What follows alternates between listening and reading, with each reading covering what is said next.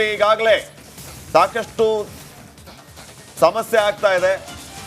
ಇದರ ಜೊತೆಗೆ ಮತ್ತೊಂದು ಕಡೆ ದರ್ಶನ್ ಸುದ್ದಿಯನ್ನು ಕೂಡ ಗಮನಿಸೋಣ.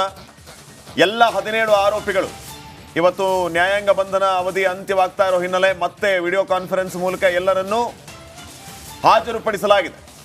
ಎಲ್ಲ ಆರೋಪಿಗಳ ಮಾಹಿತಿಯನ್ನ ಜಡ್ಜ್ ಪಡೆದಿದ್ದಾರೆ. ಜಡ್ಜ್ ಮುಂದೆ ದರ್ಶನ್ ಹಾಜರಾಗಿದ್ದಾರೆ.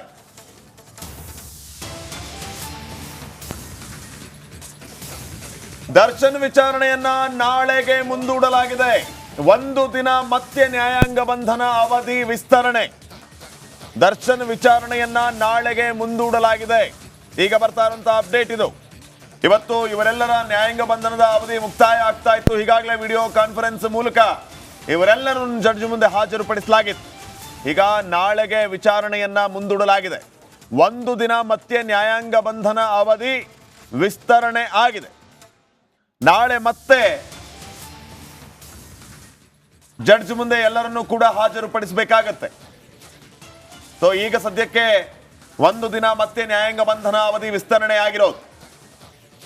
ತಮಗೆಲ್ಲ ಗೊತ್ತಿರುವ ಹಾಗೆ ಈಗಾಗಲೇ ರೇಣುಕಸ್ವಾಮಿ ಹತ್ಯೆ ಪ್ರಕರಣದಲ್ಲಿ ಇವರೆಲ್ಲರ ವಿರುದ್ಧ ಚಾರ್ಜ್ ಶೀಟ್ ಅನ್ನು ಸಲ್ಲಿಸಲಾಗಿದೆ. ಇವತ್ತು ನ್ಯಾಯಾಂಗ ಬಂಧನ ಅವಧಿ ವಿಸ್ತರಣೆಯಾಗಿದೆ. ಮತ್ತೆ 1 ದಿನ. ಇವತ್ತು ಅಸಲಿಗೆ ಜುಡಿಷಿಯಲ್ ಕಸ್ಟಡಿ ಎಂಡ್ ಆಗಿತ್ತು. ಹೀಗಾಗಿ ಇವರೆಲ್ಲರನ್ನು ಮತ್ತೆ ಜಡ್ಜ್ ಮುಂದೆ ಹಾಜರುಪಡಿಸಬೇಕಾಗಿತ್ತು. ಆ ಪ್ರಕಾರವಾಗಿ ವಿಡಿಯೋ ಕಾನ್ಫರೆನ್ಸ್ ಮೂಲಕ ಇವರೆಲ್ಲರನ್ನು ಹಾಜರುಪಡಿಸಲಾಗಿತ್ತು. ಎಲ್ಲ ಆರೋಪಿಗಳ ಬಗ್ಗೆ ಜಡ್ಜ್ ಸಾಹೇಬರು ಮಾಹಿತಿಯನ್ನ ಪಡೆದರು. ಈಗ 1 ದಿನ ಅವಧಿ ಅಂದ್ರೆ ವಿಚಾರಣೆಯನ್ನ ಮತ್ತೆ ನಾಳೆಗೆ ಮುಂದೂಡಲಾಗಿದೆ. ಅಲ್ಲಿಗೆ ಮತ್ತೆ 1 ದಿನ ನ್ಯಾಯಾಂಗ ಬಂಧನದ ಅವಧಿ ವಿಸ್ತರಣೆ ಕೂಡ ಆಗಿದೆ. 1 ದಿನ ನ್ಯಾಯಾಂಗ ಬಂಧನದ ಅವಧಿ ವಿಸ್ತರಣೆ ಆಗಿರೋದು ಕಾರಣ ದರ್ಶನ್ ವಿಚಾರಣೆಯನ್ನ ನಾಳೆಗೆ ಮುಂದೂಡಿರುವ ಹಿನ್ನೆಲೆ ಮತ್ತೆ 1 ದಿನ ನ್ಯಾಯಾಂಗ ಬಂಧನದ ಅವಧಿ ವಿಸ್ತರಣೆ ಆಗಿದೆ. ನಾಳೆ ಮತ್ತೆ ವಿಚಾರಣೆ ಆಗುತ್ತೆ. ಈ ಬಗ್ಗೆ ಇನ್ನಷ್ಟು ಮಾಹಿತಿಯನ್ನ ನೀಡ್ತಾರೆ ನಮ್ಮ ಪ್ರತಿನಿಧಿ ಸುನೀಲ್. ಈಗ ಫೋನ್ ಸಂಪರ್ಕದಲ್ಲಿ. ಸುನೀಲ್, ಏನೆಲ್ಲ ಅಪ್ಡೇಟ್ಸ್ ಕೊಡ್ತೀರಿ ಈ ವಿಚಾರಕ್ಕೆ ಸಂಬಂಧಪಟ್ಟಂಗೆ? ಎಸ್ ಶ್ರೀಪಾದ್, ದರ್ಶನ್ ಸೇರಿದಂತೆ ಆರೋಪಿಗಳ ನ್ಯಾಯಾಂಗ ಬಂಧನದ ಅವಧಿ ಇವತ್ತಿಗೆ ಮುಕ್ತಾಯ ಆಗಿತ್ತು. ಈ ಹಿನ್ನೆಲೆಯಲ್ಲಿ ಕೋರ್ಟ್ನಲ್ಲಿ ಇವತ್ತು ವಿಡಿಯೋ ಕಾನ್ಫರೆನ್ಸ್ ಮೂಲಕ ಎಲ್ಲ ಆರೋಪಿಗಳು ಕೂಡ ಹಾಜರಾಗಿದ್ರು. 24ನೇ ACM ನ್ಯಾಯಾಧೀಶರ ಎದುರು ಆರೋಪಿಗಳು ವಿಡಿಯೋ ಕಾನ್ಫರೆನ್ಸ್ ಮೂಲಕ ಹಾಜರಾಗಿದ್ರು. ಈ ಸಂದರ್ಭದಲ್ಲಿ ಅವರ ಬೇಲ್ ಅಪ್ಲಿಕೇಶನ್ಗೆ ಸಂಬಂಧಪಟ್ಟಂತೆ ವಿಚಾರಣೆಗೆ ಬಂದಿರುವಂಥದ್ದು. ಅದ್ರ ಜೊತೆಗೆ ಇವತ್ತಿನವರೆಗೆ ಅವ್ರದ್ದು ಕಳೆದ 9ನೇ ತಾರೀಕು ವಿಚಾರಣೆಗೆ ಬಂದಿತ್ತು. ಅವತ್ತು 3 ದಿನಗಳ ಕಾಲ ಮುಂದೂಡಿಕೆ ಆಗಿತ್ತು. ಮತ್ತೆ ಇವತ್ತು ವಿಚಾರಣೆ ನಡೆದು ನಾಳೆಗೆ ಈ ಒಂದು ವಿಚಾರಣೆಯನ್ನು ಮುಂದೂಡಿಕೆ ಮಾಡಲಾಗಿದೆ. ಇಲ್ಲಿ ಕಮಿಟಲ್ ಆದೇಶಕ್ಕೆ ಆರೋಪಿಗಳ ಪರ ವಕೀಲರು ಅಬ್ಜೆಕ್ಷನ್ ಸಲ್ಲಿಕೆ ಮಾಡಿರುವುದರಿಂದಾಗಿ ನಾಳೆಗೆ ಮುಂದೂಡಿಕೆಯನ್ನ ಮಾಡಿರುವಂಥದ್ದು. ಏನಕ್ಕೆ ಅಂದ್ರೆ ಆರೋಪಿಗಳಿಗೆ ಟೆಕ್ನಿಕಲ್ ಎವಿಡೆನ್ಸ್ಗಳು ಏನೇನಿದಾವೆ, ಈಗ ಪೊಲೀಸರು ಎಲ್ಲ ಟೆಕ್ನಿಕಲ್ ಎವಿಡೆನ್ಸ್ಗಳನ್ನು ಕಲೆ ಹಾಕಿ ಚಾರ್ಜ್ ಶೀಟ್ ನ ಸಲ್ಲಿಕೆ ಮಾಡಿದರೆ ಈ ಟೆಕ್ನಿಕಲ್ ಎವಿಡೆನ್ಸ್ ಗಳನ್ನ ಆರೋಪಿಗಳಿಗೆ ಕೊಟ್ಟ ನಂತರ ಕಮಿಟಲ್ ಮಾಡುವಂತೆ ನ್ಯಾಯಾಲಯಕ್ಕೆ ಆರೋಪಿಗಳ ಪರ ವಕೀಲರು ಮನವಿಯನ್ನ ಮಾಡಿರುವಂಥದ್ದು. ಈ ಒಂದು ಕಮಿಟಲ್ ಆದೇಶ ಅಂತ ಹೇಳಿದ್ರೆ 7 ವರ್ಷಕ್ಕಿಂತ ಜಾಸ್ತಿ ಶಿಕ್ಷೆ ಆಗುವಂತಹ ಪ್ರಕರಣಗಳೇನಿರುತ್ತೆ, ಈ ಒಂದು ಪ್ರಕರಣಗಳಲ್ಲಿ ವಿಚಾರಣೆಯನ್ನ ಮ್ಯಾಜಿಸ್ಟ್ರೇಟ್ ಕೋರ್ಟ್ ಇಂದ ಸೆಷನ್ಸ್ ಕೋರ್ಟ್ಗೆ ವರ್ಗಾವಣೆ ಮಾಡಬೇಕು ಅನ್ನೋ ಒಂದು ಕಾರಣಕ್ಕೋಸ್ಕರ ಈ ಒಂದು ಕಮಿಟಲ್ ಆದೇಶಕ್ಕೆ ಸಂಬಂಧಪಟ್ಟಂತೆ ಕೋರ್ಟ್ ಈ ಒಂದು ಕಮಿಟಲ್ ಆದೇಶ ಅಂತ ಹೇಳಿದ್ರೆ 7 ವರ್ಷಕ್ಕಿಂತ ಜಾಸ್ತಿ ಶಿಕ್ಷೆ ಆಗುವಂತಹ ಪ್ರಕರಣಗಳೇನಿರುತ್ತೆ, ಈ ಒಂದು ಪ್ರಕರಣಗಳಲ್ಲಿ ವಿಚಾರಣೆಯನ್ನ ಮ್ಯಾಜಿಸ್ಟ್ರೇಟ್ ಕೋರ್ಟ್ ಇಂದ ಸೆಷನ್ಸ್ ಕೋರ್ಟ್ಗೆ ವರ್ಗಾವಣೆ ಮಾಡಬೇಕು ಅನ್ನೋ ಒಂದು ಕಾರಣಕ್ಕೋಸ್ಕರ ಈ ಒಂದು ಕಮಿಟಲ್ ಆದೇಶಕ್ಕೆ ಸಂಬಂಧಪಟ್ಟಂತೆ ಕೋರ್ಟ್ನಲ್ಲಿ ಈ ವಿಚಾರವನ್ನು ಕೈಗೆತ್ತಿಕೊಳ್ಳಲಾಯಿತು. ಆದರೆ ಆರೋಪಿಗಳ ಪರ ವಕೀಲರು ಇದಕ್ಕೆ ವಿರೋಧವನ್ನು ವ್ಯಕ್ತಪಡಿಸುವ ಒಂದು ಕಾರಣದಿಂದಾಗಿ ಇದನ್ನು ನಾಳೆಗೆ ಮುಂದೂಡಿಕೆ ಮಾಡಿರುವಂಥದ್ದು. ನಾಳೆ ಮತ್ತೆ ಈ ವಿಚಾರಕ್ಕೆ ಸಂಬಂಧಪಟ್ಟಂತೆ 24ನೇ ACM ಕೋರ್ಟ್ನಲ್ಲಿ ವಿಚಾರಣೆ ಮುಂದುವರಿಯಲಿದೆ. ಸೊ ಆಗ ಈ ಒಂದು ಕಮಿಟಲ್ ಆದೇಶಕ್ಕೆ ಸಂಬಂಧಪಟ್ಟಂತೆ ಸೆಷನ್ ಕೋರ್ಟ್ಗೆ ವರ್ಗಾವಣೆ ಮಾಡಬೇಕಾ ಬೇಡುವಾ ಅನ್ನುವಂಥದ್ದಕ್ಕೆ ಸಂಬಂಧಪಟ್ಟಂತೆ ವಿಚಾರಣೆ ಮುಂದುವರಿಯುತ್ತೆ. ಸದ್ಯಕ್ಕೆ 1 ದಿನಗಳ ಮಟ್ಟಿಗೆ ಈ ಒಂದು ನ್ಯಾಯಾಂಗ ಬಂಧನದ ಅವಧಿಯನ್ನು ವಿಸ್ತರಣೆ ಮಾಡಲಾಗಿದೆ. Shripad, okay, thank you Sunil ಮಾಹಿತಿಗಾಗಿ.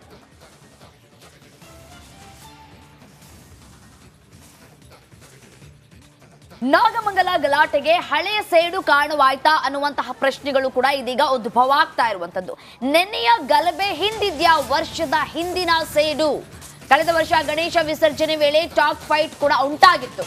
2 ಗುಂಪಿನ ಯುವಕರ ನಡುವೆ ಮಾತಿನ ಚಕಮಕಿ ಕೂಡ ನಡೆದಿತ್ತು. ಇದೇ ಮಸೀದಿ ಮುಂದೆ ಗಲಾಟೆ ಕೂಡ ಆಗಿತ್ತು. ಕಳೆದ ವರ್ಷ ಗಲಾಟೆಯನ್ನ ಪೊಲೀಸರು ತಿಳಿಗೊಳಿಸಿದ್ರು. ಹತೋಟಿಗೆ ತೆಗೆದುಕೊಂಡು ಬರುವಂತಹ ಕೆಲಸಗಳನ್ನ ಕೂಡ ಮಾಡಲಾಗಿತ್ತು. ಆದ್ರೆ ನಿನ್ನೆ ಗಲಭೆ ತಡೆಯುವಲ್ಲಿ ಖಾಕಿ ಕಂಪ್ಲೀಟ್ ಆಗಿ ವಿಫಲವಾಗಿದೆ. ನೆನ್ನೆಯ ಗಲಭೆಯ ಸುತ್ತ ಸಾಕಷ್ಟು ಅನುಮಾನಗಳು ಕೂಡ ವ್ಯಕ್ತವಾಗ್ತಾ ಇರುವಂತದ್ದು, ಸಾಕಷ್ಟು ಅನುಮಾನಗಳ ಹುತ್ತಗಳು ಕೂಡ ಇಲ್ಲಿ ವ್ಯಕ್ತವಾಗ್ತಾ ಇರುವಂತದ್ದು. ಅಂದ್ರೆ ದೃಶ್ಯದಲ್ಲಿ ಗಮನಿಸ್ತಾ ಇದ್ದೀರಲ್ಲ, ಇದು ಈ ಹಿಂದಿನ ವರ್ಷ ನಡೆದಂತಹ ಗಲಾಟೆ, ಅಂದ್ರೆ ಕಳೆದ ವರ್ಷ ನಡೆದಿರುವಂತಹ ಗಲಾಟೆಯ ಎಕ್ಸ್ಕ್ಲೂಸಿವ್ ದೃಶ್ಯಾವಳಿಗಳನ್ನ ನಿಮ್ಮ ರಿಪಬ್ಲಿಕ್ ಕನ್ನಡ ತೋರಿಸುವಂತಹ ಕೆಲಸಗಳನ್ನ ಕೂಡ ಮಾಡ್ತಾ ಇದೆ. ಈ ವರ್ಷ ಏನ್ ಗಲಾಟೆ ಆಗಿದೆ, ಇದೇ ಕಾರಣ ಅನ್ನುವಂತಹ ಆರೋಪಗಳು ಕೂಡ, ಅನುಮಾನಗಳು ಕೂಡ ಇಲ್ಲಿ ವ್ಯಕ್ತವಾಗ್ತಾ ಇರುವಂತದ್ದು. ಕಳೆದ ವರ್ಷ ಪೊಲೀಸ್ ಅಧಿಕಾರಿಗಳು ಸಾಕಷ್ಟು ಬಿಗಿ ಭದ್ರತೆಯನ್ನ ಕೂಡ ಒದಗಿಸಿಕೊಂಡಿದ್ರು. ಯಾವುದೇ ರೀತಿಯಾದಂತಹ ತೊಂದರೆ ಆಗದಂತೆ, ಅಹಿತಕರ ಘಟನೆಗಳು ನಡೆಯದಂತೆ ಮುನ್ನೆಚ್ಚರಿಕಾ ಕ್ರಮವನ್ನ ಕೂಡ ತೆಗೆದುಕೊಂಡಿದ್ರು. ಒಂದ್ ಕಡೆ ಈ ಬಾರಿ ನಿನ್ನೆ ನಡೆದಿತ್ತಲ್ಲ ಆ ಘಟನೆ ಏನಿದೆ, ಎಲ್ಲೋ ಒಂದ್ ಕಡೆ ಪೊಲೀಸ್ ಅಧಿಕಾರಿಗಳ ನಿರ್ಲಕ್ಷ್ಯವೇ ಇಷ್ಟೆಲ್ಲ ಗಲಭೆ ಆಗೋದಕ್ಕೆ ಕಾರಣ ಆಯ್ತಾ ಅನ್ನುವಂತಹ ಪ್ರಶ್ನೆಗಳು ಕೂಡ ಇದೀಗ ಉದ್ಭವ ಆಗ್ತಾ ಇರುವಂತದ್ದು. ನಿನ್ನೆ ನಡೆದಿರುವಂತಹ ಗಲಾಟೆಗೆ ಸಾಕಷ್ಟು ಅನುಮಾನಗಳು ಕೂಡ ಇಲ್ಲಿ ವ್ಯಕ್ತವಾಗ್ತಾ ಇರುವಂತದ್ದು. ಕಳೆದ ವರ್ಷ ಯಾವ ರೀತಿಯಾಗಿ ಗಲಾಟೆ ಆಗಬೇಕು ಅನ್ನುವಂತಹ ನಿಟ್ಟಿನಲ್ಲಿ ಎಲ್ಲಾ ತಯಾರಿಯನ್ನ ಮಾಡಿಕೊಳ್ಳಲಾಗಿತ್ತು, ಆದ್ರೆ ಅದಕ್ಕೆ ಅಧಿಕಾರಿಗಳೇ ಬ್ರೇಕ್ ಹಾಕಿದ್ರು.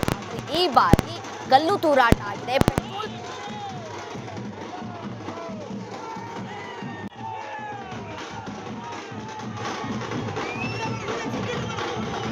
ನೋಡಿ, ತಾವು ಗಮನಿಸ್ತಾ ಇದ್ದೀರಿ, ನಿನ್ನೆ ನಾಗಮಂಗಲದಲ್ಲಿ ಎಷ್ಟೆಲ್ಲ ಸಮಸ್ಯೆ ಆಯಿತು ಅಂತ ಹೇಳಿ ಸದ್ಯಕ್ಕೆ ಪರಿಸ್ಥಿತಿಯನ್ನ ಪೊಲೀಸರು ಹತೋಟಿಗೆ ತೆಗೆದುಕೊಂಡಿದ್ದಾರೆ.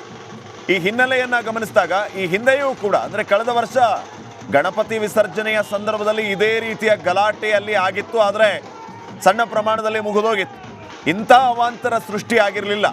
ತಾವು ಗಮನಿಸ್ತಾ ಇದ್ದೀರಿ, ಗಣಪತಿ ವಿಸರ್ಜನೆಯ ಸಂದರ್ಭದಲ್ಲಿ ತಮಟೆ ಸದ್ದಿಗೆ ಕುಣಿದು ಕುಪ್ಪಳಿಸ್ತಾ ಇರೋ, ಇಲ್ಲಿ ಈ ಸಂದರ್ಭದಲ್ಲಿ ಕಳೆದ ವರ್ಷ ಗಲಾಟೆ ಆಗಿತ್ತು. ಈ ಬಗ್ಗೆ ಇನ್ನಷ್ಟು ಮಾಹಿತಿಯನ್ನ ನೀಡ್ತಾರೆ ನಮ್ಮ ಮಂಡ್ಯ ಪ್ರತಿನಿಧಿ ಆನಂದ್. ಈಗ ನಾಗಮಂಗಲದಿಂದ ನೇರ ಸಂಪರ್ಕದಲ್ಲಿ ಜಾಯ್ನ್ ಆಗ್ತಾ ಇದ್ದಾರೆ. ಆನಂದ್, ಗಮನಿಸ್ತಾ ಇದ್ದೀವಿ ನಿನ್ನೆಯಿಂದ ಏನೆಲ್ಲ ಬೆಳವಣಿಗೆ ಆಗಿದೆ ಅಂತ ಹೇಳಿ. ಸದ್ಯಕ್ಕೆ ಪರಿಸ್ಥಿತಿಯನ್ನ ಹತೋಟಿಗೆ ತೆಗೆದುಕೊಂಡಿರೋದು ಒಂದು ಕಡೆ, ಆದ್ರೆ ನಾನಾ ರೀತಿಯ ಆಯಾಮಗಳಲ್ಲಿ ಚರ್ಚೆ ಆಗ್ತಾ ಇರೋದು. ಈ ಗಲಾಟೆ ಯಾಕಾಯಿತು, ಇದರ ಹಿಂದೆ ಯಾರಿದ್ದಾರೆ, ಏನು ಉದ್ದೇಶ ಇತ್ತು ಅಂತ. ಸದ್ಯಕ್ಕೆ ಮತ್ತೆ ಏನೆಲ್ಲ ಅಪ್ಡೇಟ್ಗಳು ಸಿಗ್ತಾ ಇದೆ?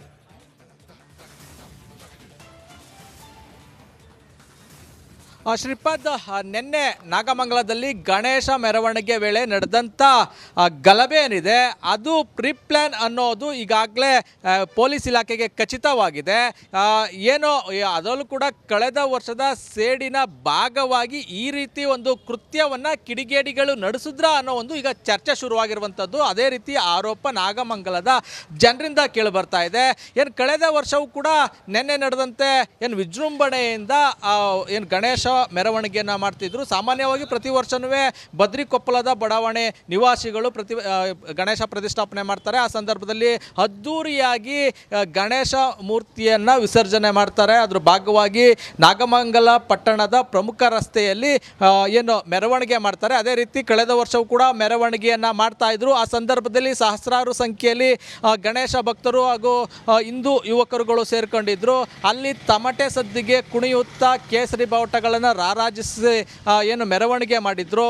ಬದ್ರಿಕೊಪ್ಪಲು ಗ್ರಾಮದಿಂದ ಅಂದರೆ ಬಡಾವಣೆಯಿಂದ ಏನು RTO ಆಫೀಸ್ ಇದೆ ಅಲ್ಲಿವರೆಗೂ ಕೂಡ ಮೆರವಣಿಗೆ ಮಾಡಿದ್ರು. ಆ ಮಾರ್ಗ ಮಧ್ಯೆ ಬರುವಂಥ ಮಸೀದಿ ಬಳಿಯೂ ಕೂಡ ಕಳೆದ ಬಾರಿ ಮೆರವಣಿಗೆಯನ್ನು ಮಾಡಿದ್ರು. ಆ ಸಂದರ್ಭದಲ್ಲಿ ಏನು ಈ ಮಸೀದಿಯ ಮುಂದೆ ಇದು ಯಾಕೆ ನೀವು ಈ ರೀತಿ ಘೋಷಣೆಯನ್ನು ಕೂಗ್ತಾ ಇದ್ದೀರಿ ಅನ್ನೋ ಒಂದು ಪ್ರಶ್ನೆಯನ್ನು ಕೆಲವು ಮಂದಿ ಮಾಡಿದರು. ಅಂದರೆ ಆ ಸಂದರ್ಭದಲ್ಲಿ ಎರಡೂ ಗುಂಪುಗಳ ನಡುವೆ ಏನು ಅವರವರ ಧರ್ಮದ ಪರವಾಗಿ ಘೋಷಣೆಯನ್ನು ಕೂಗಿದ್ರು.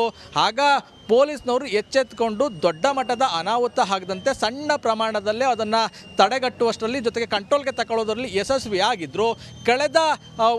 ಕಳೆದ ವರ್ಷದ ಏನು ಸೇಡಿತ್ತು, ಜೊತೆಗೆ ಆ ಬೆಳವಣಿಗೆ ಇತ್ತು, ಆ ಬೆಳವಣಿಗೆಯ ನೋಡಿ ಮಂಡ್ಯ ಜನಗಳ ಮಧ್ಯೆ ವಿಶ್ವಾಸಕ್ಕೆ ಕೊರತೆ ಉಂಟು ಮಾಡತಕ್ಕಂಥದ್ದು ಇವರಿಂದಲೂ ಪ್ರಾರಂಭ ಆಗಿರತಕ್ಕಂಥ ಘಟನೆಗಳು ನಡೀತಾ ಇದೆ. ಇಂಥ ಒಂದು ತೀವ್ರತರವಾದಂಥ ಒಂದು ಘಟನೆ ಸುಮಾರು 30 ಅಂಗಡಿಗೂ ಹೆಚ್ಚು ಅಂಗಡಿಗಳಿಗೆ ಬೆಂಕಿ ಇಟ್ಟು, 2 ವೀಲರ್ ಶೋರೂಮ್ಗಳಿರ್ಬೋದು, ಬಟ್ಟೆ ಅಂಗಡಿ ಇರ್ಬೋದು, ದಿನಸಿ ಅಂಗಡಿಗಳಿರ್ಬೋದು, ಸಣ್ಣ ಪುಟ್ಟ ವ್ಯಾಪಾರ ಮಾಡ್ತಕ್ಕಂಥವ್ರ ಬದುಕಿನ